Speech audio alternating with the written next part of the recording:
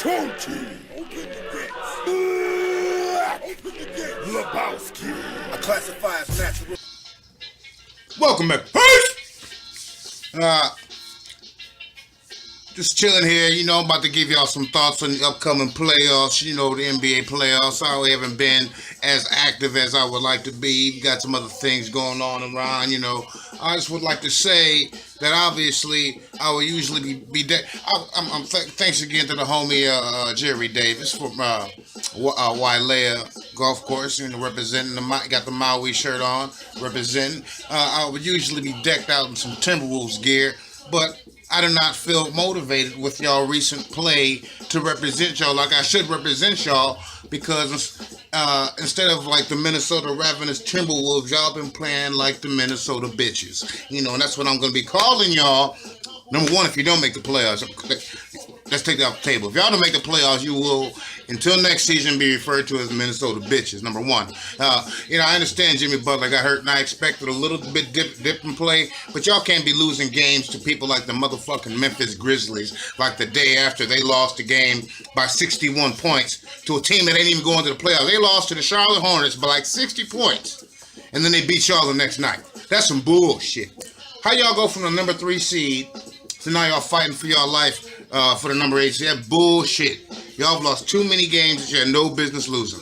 You know, I remember Karl Anthony Towns basically spouting off when they did their first Jimmy Butler interview with Mall of America, saying we was going to the playoffs anyway. Well, man, now it's time. This is your time to prove what you were saying. And now, and from what I've seen, y'all done fell out. Andrew Wiggins making all that goddamn money right now. He's making all that motherfucking money. Homie. And I can't put it all on y'all. I never liked Coach Thibodeau to begin with. You look like Penguin from Batman Returns when Danny DeVito played the character. He's supposed to be some kind of defensive genius. I ain't seen it. I ain't seen it translate yet. I seen you bringing all these old-ass ex-Bulls players on the team. Why the hell we got Derrick Rose on the team? Nobody wants to see that. Nobody wants to see broke-ass body Derrick Rose on the damn team. Soft-ass. Man. Okay. So basically, y'all got to win out to make the playoffs. From what I see, you're playing Denver tomorrow, whatever the hell it is. They're the team you're basically jockeying position with. Y'all make me sick, making Rubio look good as hell. Utah up in the number 4 seed right now. Bust your head to the Whitney by about 30 points the other week. But that's what I'm saying. I stick with what I originally said at the beginning of the year. Y'all don't make the playoffs. I think Jimmy Butler should announce that he is leaving the team after next year regardless, so y'all should trade him if y'all don't make the playoffs. If that's what Jimmy Butler would do, because I'm not putting up this bullshit. You play healthy the whole year, work us all up to the number 3 seed. You leave for a little bit because you hurt, and niggas can't hold the fort down and just at least get number 5, keep number 5 position, nothing like that. Man, some weak ass shit. Anyways, the rest of the playoff picture, Cleveland, I don't think they got it. I don't think it's a lock. They coming out the East. Philadelphia looking nice with them young cats. They still winning games even without Embiid. Toronto's not gonna do nothing. Boston ain't doing nothing, and so it's going to come down to Cleveland and Philadelphia, probably more than likely. The Heat, they always dangerous, but no. So the Eastern Conference is what it is, but the Western Conference is where the powerhouses is. Don't sleep on Oklahoma City. I know Carmelo Anthony's been soft for the last couple months, but I think he's going to play better in the playoffs just because he's Carmelo Anthony. I'm not saying he's great anymore. He's not a top 25 player. Don't get me wrong. But he will heat up during the playoffs. And I just think that Russell Westbrook will bring his tenacity and intensity to a whole new level in the playoffs. So it's not a given if they end up playing Golden State without Steph Curry that Golden State's going to automatically win that. We'll see. We shall see. Houston, if you play the Timberwolves, you're probably going to win that shit.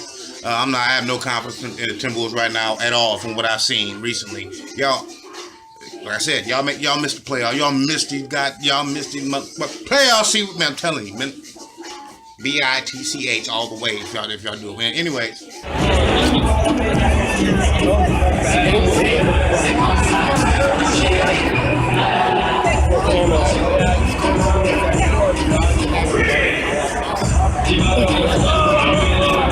Moving on to football. Everybody seems to be in love with this move of the Vikings moving, paying Kirk Cousins all this money. I can't say I'm the biggest fan and proponent of that move. You know, I'm just saying, man. The Vikings have had that kind of they always reaching, man. They always reaching. They'll have a good thing going, and they always act like there's just one thing that's gonna put them over the top. The same thing they did with punk ass Brett Favre when they brought him in here for that second year, paid him all that money, $20 million at the time, which was a big deal, and then we went 5-11 that year. You know, that's after he threw the game-losing interception in the NFC Championship the year before. And I repeat what I said that year. I said, fuck Brett Favre until he takes us to the Super Bowl. So even though we was in the NFC Championship game, throughout that whole game, I was like, fuck Brett Favre. Fuck him because he played for the Packers for 16 years. And guess what? I was right. He didn't take us to no damn Super Bowl, so fuck Brett Favre. And so, in this whole spirit of me being like, fuck all these last-ditch effort moves that the Vikings make, fuck Kirk Cousins until he gets us to the Super Bowl. Because it's only fair. You gave away a Pro Bowl caliber quarterback in Case Keenum, who was the all-time quarterback leading in yards, touchdowns, and whatever other numbers you want to look up in college pretty much. And then you want to pay this dude $10 million more than what we would have had to pay Case Keenum. I'm telling you right now, Kirk Cousins is not worth $10 million more than Case Keenum. And you're breaking up the continuity and the chemistry that we had with Case Keenum and those receivers and with the rest of the offense. But we'll see. But if Kirk Cousins takes us to the Super Bowl, I'll take it all back. I'll take it all back and be like, man, Kirk, you the man, Kirk. I'm take you out to dinner, Kirk. You really don't need me to take you out to dinner, buddy. You know, Kirk, I'll take. You know, it's on me.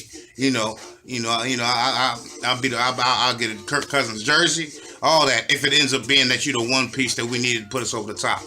You know, as far as I'm concerned, once you have a good thing going, you strengthen that foundation that you already got, and then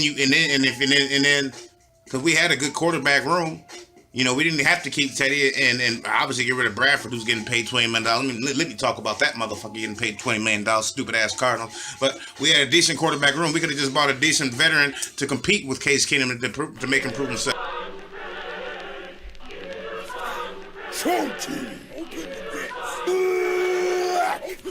Lebowski. A classified natural.